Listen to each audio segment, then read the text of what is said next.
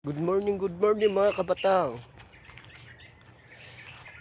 Ito pala ipiplex namin itong lupa ng aking tiyahin. Oh.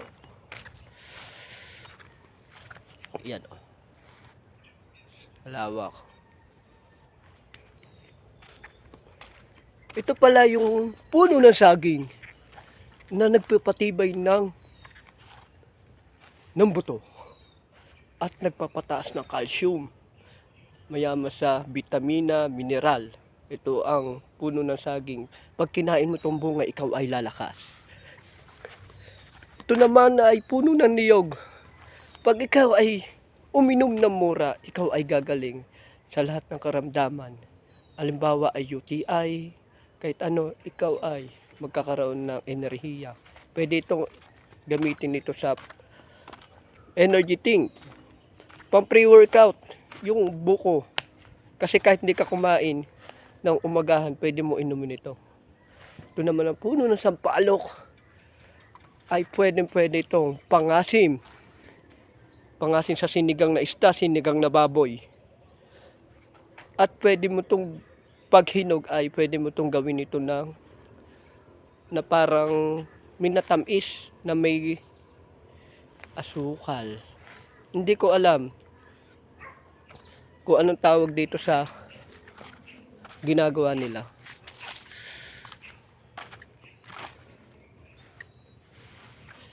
Shout out sa mga idol ko, si Santa Cli, si Malapiton, shout out din po. At shout out din po kay Wamos Cruz. At shout out din po kay Idol Aldo Awi. At shout out din po kay Boss Toyo.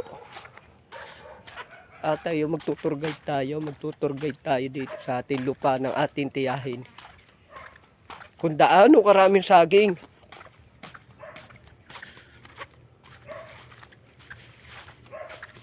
Flex.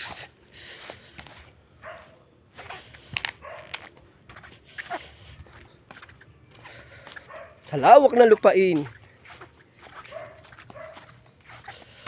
Grabe ang daan.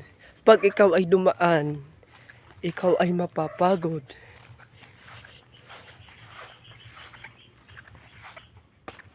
Pag ikaw ay tumakbo, ikaw din ay papagod din. Ay.